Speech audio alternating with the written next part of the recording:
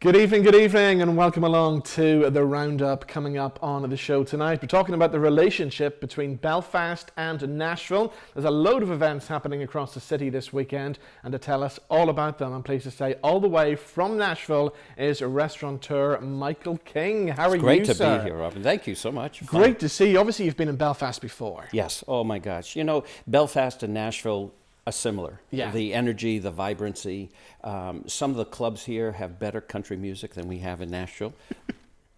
But it's true. Yeah. I mean, the excitement that they get around country music. And so we started this about 4 or 5 years ago with City Sister in Nashville. And they came and I said, you know, you're just doing music, but what about food? What about other avenues that bring people together? And so I loaded up our big old iron skillets, paid $3,000 extra for the poundage for 6 skillets, showed up with bacon grease and cream corn and biscuits that were unthawed. Oh, wow. Oh, yeah. That's one thing I must say about when I'm in America, the biscuits. Biscuits. Oh, those but you got to must explain. have. So here, biscuits are the cookies that you have with your tea or whatever. We have biscuits. If you imagine doing a loaf of bread and cutting the middle of it. Yes. That's the type of biscuits, and it has butter on top where it's crispy, and you open it up and it smokes, and the flavor. And then we have a peach preserves we make. Oh, wow. I tell people we put Jack Daniels in it, but anyway, and gravy. Oh, I love it. Gravy.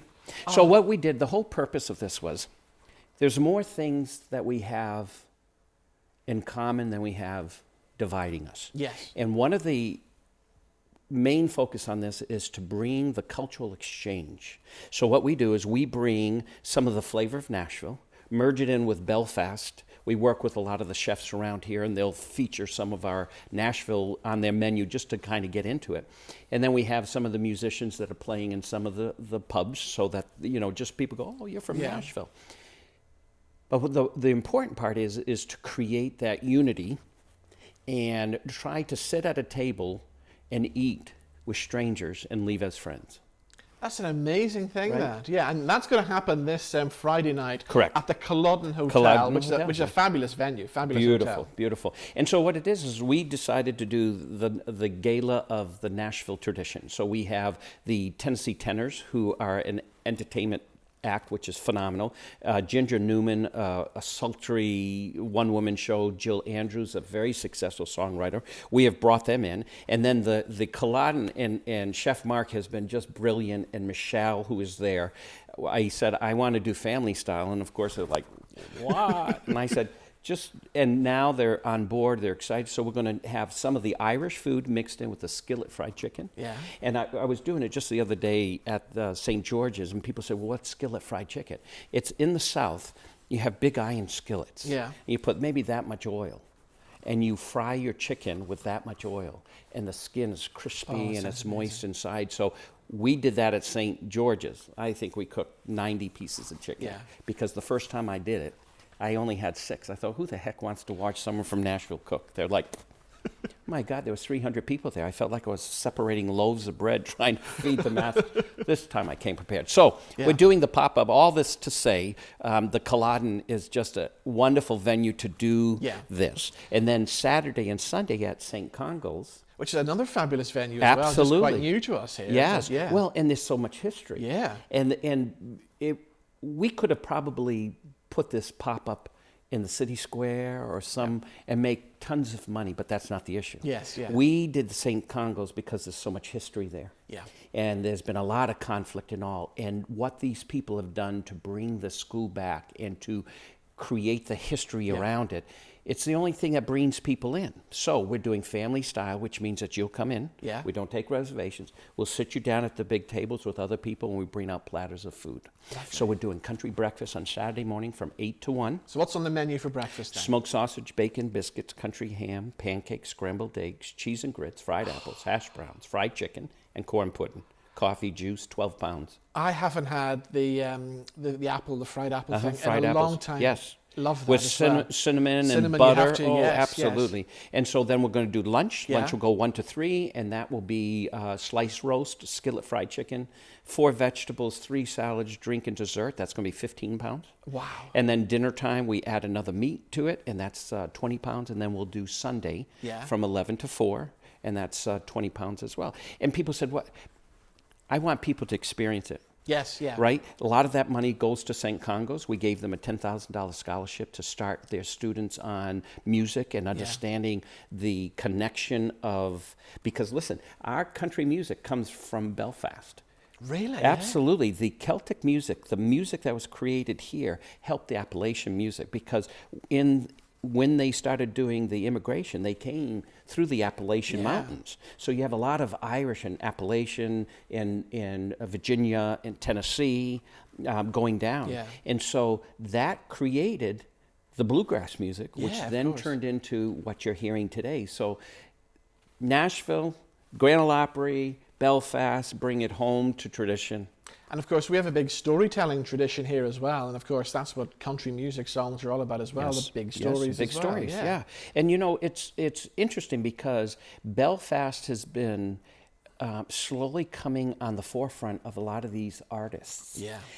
It's not, with all due respect, it's not Dublin. No, exactly. There's a history, there's a flavor here that artists prefer because there's such, like, especially when the farmers come in. Yeah. They truly appreciate it. And it doesn't matter what side you're on. You can be sitting, when the farmers come in to hear their true country music, they're in heaven. And that's why a lot of these stars are coming here, because there is such a vibe, if I can say that, a vibrancy. Right, yeah. And when I look back even to the 90s, when Garth Brooks came here for the first time, it was Belfast he came to. And he filled the King's Hall for something like 5 nights in a row or something. You know, it was, Correct. And what I hear from our island, and we have some great people like Marissa Krieger is a great producer over there with Pam Tillis, good friend. Yeah. And the people here like the older stars. Yeah. And the people back in our side like the younger ones.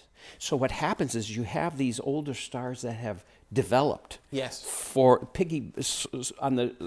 so these new folks can be on their shoulders, right? Yes, exactly. And somehow they're lost. Yeah. So when I keep on going back to them and go to some of the older stars and say, listen, we've got a venue for you, it's called Belfast, Ireland. Yeah.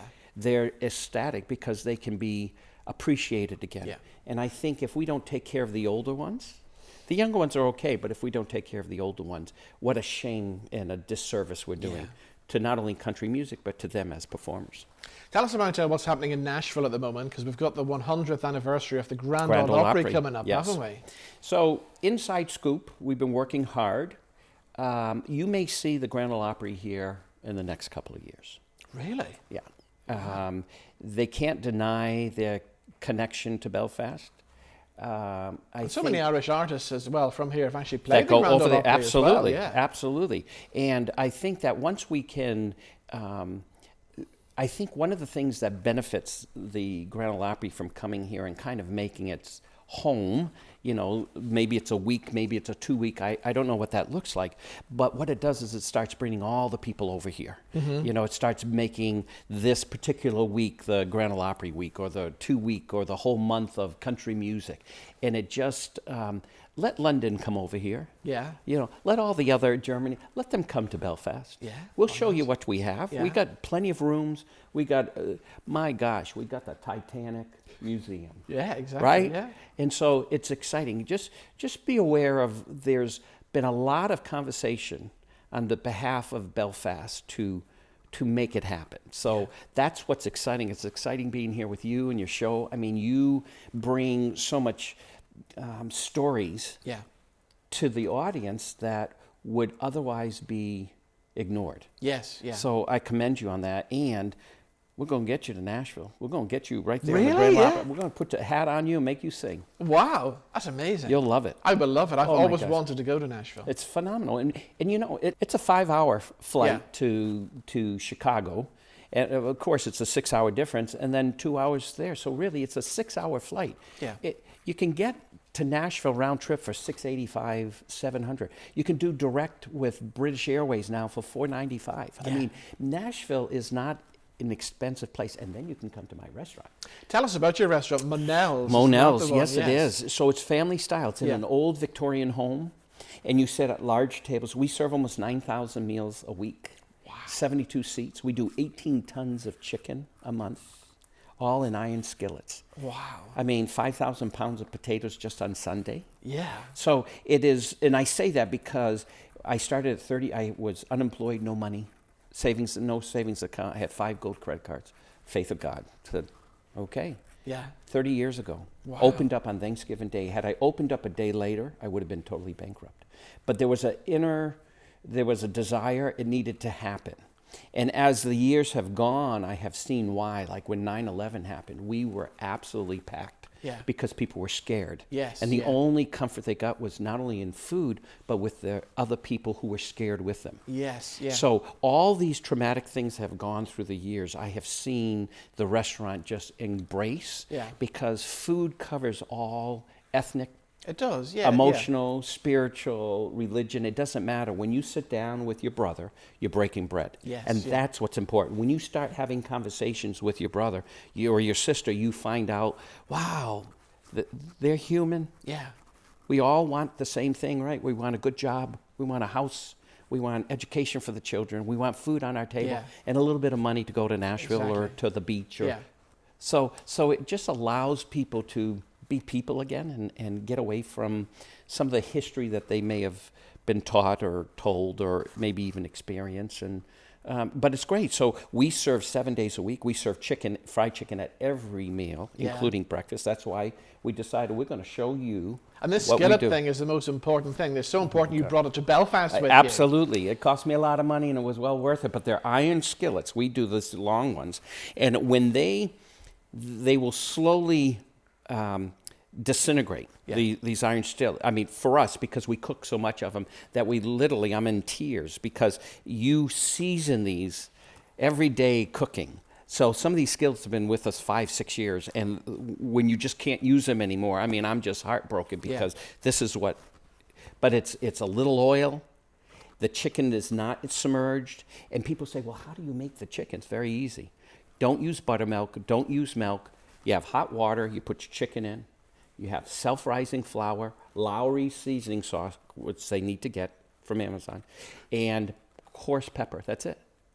You do it you drop in the oil, but the oil has to be this much because the chicken needs to breathe on the top, if that makes sense. And then you flip it and it's crispy. So where did your love for food and cooking, where did all that come from then? Youngest of 8. Yeah. Come from a Catholic family. Mother made us, she said, you all are going to never embarrass me when you're out in public. So she taught us how to cook, clean, knit, crochet, like that really worked. All these things. And all of us were assigned. My best thing when I grew up was scrambled eggs. I was the one that made the scrambled eggs. What makes a scrambled egg so good then? The milk and beat it. Yeah? A little bit of milk and beat it hard and then put it right on in the hot, so it starts the curdling. My wife says it's the amount of butter you put in as well. Absolutely. Oh, yeah. Butter makes everything. Butter is perfect. I mean, the first time I came, butter and bacon grease are the two most essential. And people say, well, what's bacon grease? It's the rendering from all the bacon. Now, you all have beautiful bacon here. We are used to our bacon that has little meat and more fat, and it's, right, that grease? Yeah. Well, I brought it with me, thinking, oh my God, if they stop me, I can't make my green beans. I can't make my cornbread. This is coming in at 5 o'clock in the morning. I haven't had cornbread in a long time either. I love it. God. You're going to come to St. Congo's. You're going to eat cornbread, and you're going to have some biscuits. And the thing with it, it was 5 o'clock in the morning. There was no one at the security, but I was walking out of the Dublin airport like this, just thinking. My heart's palpitating because I had a thing of bacon grease. Yeah. That was gold to me. You could take everything you want except my bacon. So, moral of that story is we got it in. Sorry, TSA, but we're here. You smuggled it in? Yes. Wow, that's amazing. And as I go to jail tomorrow, I'm going to thank you. I'll be like, wait, let me cook the chicken, then take me to jail. But it's there's a passion in food, and I think Mom always made sure we sat around the table. We had conversations. And that was the only time of dinner where you understood your brothers and sisters. Yes. and you were able to eat what she cooked, because if you didn't like what it was, you were going to bed hungry. Was there anything you hated as a Oh, child yeah. that you still might even hate today? Oh yeah, pea soup. So my mom spent all day making pea soup, right? There's 8 of us, plus Yeah. my dad and my mom. Put the pea soup up, we all sat down and we just kind of looked at it. None of us said a word and moved, and my father was so upset. Your mother worked all day. If you don't like it, you all go to bed. We all pushed our chair, not a word. All 8 of us went up to bed because we all hate pea soup. And my mom looked at my father, George, this is great, and all you saw was 8 bowls of pea soup. So pea soup, I just can't do it. And now mashed peas, I enjoy. Thank you very much. Yeah, mushy peas. Yeah, mushy we cook peas. them. Yeah. Yeah.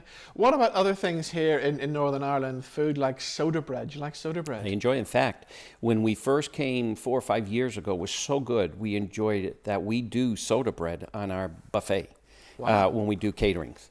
Yeah. It is so well received. It's so unique. It's so different. You know, food doesn't have to be complicated to be good. Yeah.